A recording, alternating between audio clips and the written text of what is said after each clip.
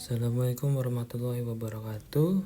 Saya Arkan Sulaiman dari kelas 10-3 dan saya berasal dari 968 Jakarta. Kali ini saya akan mereview materi teks laporan hasil observasi untuk memenuhi tugas dari Ibu Fauzia. Teks laporan hasil observasi merupakan materi kelas 10 semester 1. Oke, jadi yang pertama kita harus kenalan dulu dong sama LHO itu apa sih. Jadi kita dari pengertian LHO dulu. Teks LHO adalah teks yang digunakan untuk menyampaikan hasil observasi atau pengamatan terhadap sesuatu yang ada di sekitar kita. Jadi kita menuliskan hasil dari kita mengamati menggunakan panca indera kita. Lalu ada apa sih jenis teks LHO? Jenis teks LHO tuh ada dua, yaitu yang pertama tuh laporan tentang suatu objek atau fenomena yang diamati. Nah, yang kedua itu adalah hasil dari kita studi lapangan, studi laboratorium, dan kegiatan. Nah, yang ketiga aspeknya itu adalah manfaat. Manfaat LHO itu apa sih? Nah, yang pertama, laporan observasi tentang suatu objek yang tadi ya, berfungsi untuk memberikan wawasan atau pengetahuan dan fakta mengenai objek. Nah, kalau yang tentang studi lapangan atau suatu kegiatan perjalanan atau penelitian lapangan, berfungsi sebagai bentuk pertanggungjawaban atas sesuatu kegiatan yang dilaksanakan penulisnya.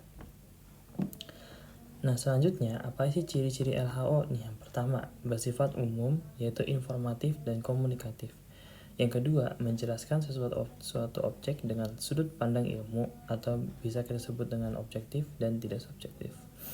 Yang terakhir, memerinci objek dari umum ke bagian, yaitu ciri-ciri dan manfaat.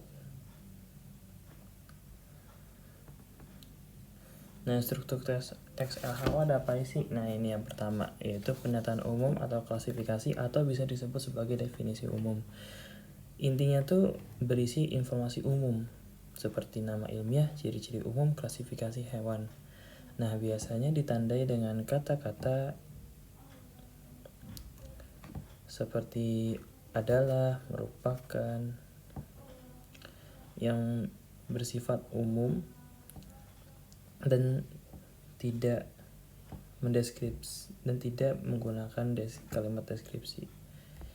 Yang kedua yaitu deskripsi bagian, yaitu paragraf yang menjelaskan lebih rinci mengenai objek yang dibahas.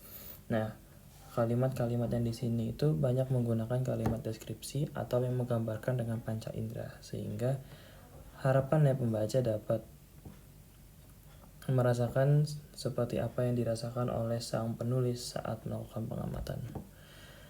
Nah, lalu ada deskripsi manfaat atau simpulan yang terakhir, yaitu memberikan informasi mengenai manfaat suatu objek.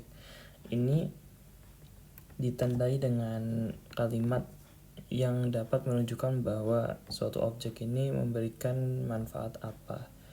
Nah, setelah kita mempelajari struktur, sekarang kita masuk ke kaidah kebahasaan.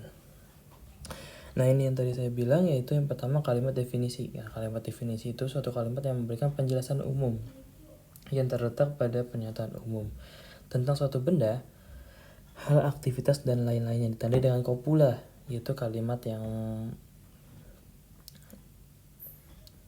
terdiri dari adalah atau merupakan ataupun yaitu. Nah, contohnya adalah kucing adalah hewan mamalia berkaki 4, yaitu sebuah fakta. Awan adalah hasil penguapan air yang dipanaskan oleh sinar matahari. Nah, selanjutnya kita akan ke kalimat deskripsi. Kalimat deskripsi adalah kalimat yang menggambarkan sifat-sifat atau ciri khusus dari suatu benda menggunakan panca indera. Nah, contohnya seperti manusia memiliki 2 buah tangan dan 2 buah kaki. Selanjutnya ada harimau memiliki gigi yang tajam untuk mengoyak-oyak daging.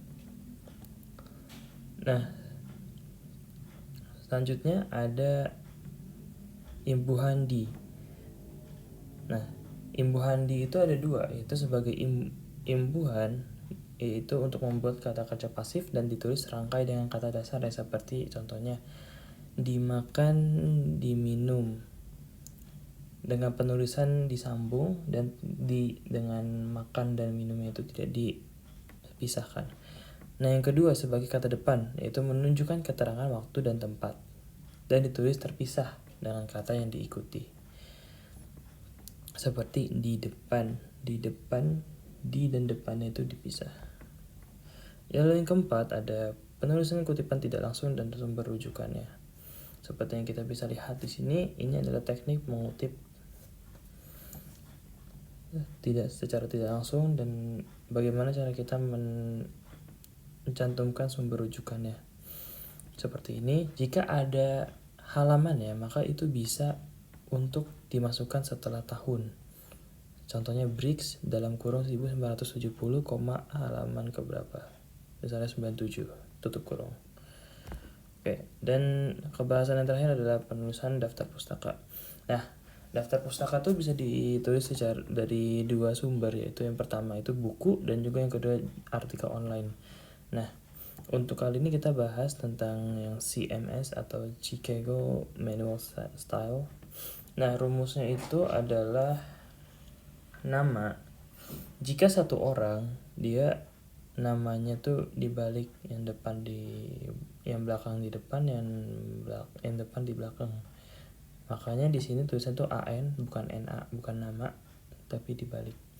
Nah, yang selanjutnya titik, tahun, titik, judul dimiringkan, titik, tempat, titik, penerbit, titik. Maaf. Tempat, titik 2, penerbit. Contohnya seperti apa? Ini saya menggunakan contoh dari yang penulisnya 2. Kalau penulisnya 2 itu dia tidak menggunakan rumus yang dibalik, yang di belakang untuk ke depan dan depan untuk ke belakang. Nih, Wiji Purnawanta dan Pratama Raharja titik 2023 titik Supermaster Wawasan Ekonomi SMA atau MA titik, karena diterbitkan di Bandung dan penerbitnya adalah Irama Widya. Yang kedua ada APA atau American Psychological Association. Sebenarnya hampir sama, cuma bedanya adalah di tahunnya dikurung. Oke, sekarang kita dari sumber artikel online. Bagaimana dengan CMS? CMS itu seperti ini rumusnya.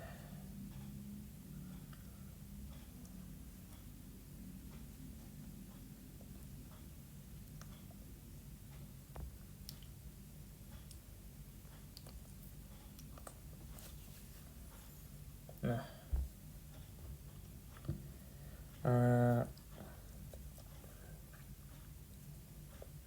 mohon maaf yang CMS ini salah menuliskannya. Yang benar itu dia hampir sama dengan yang APA, cuma yang membedakan adalah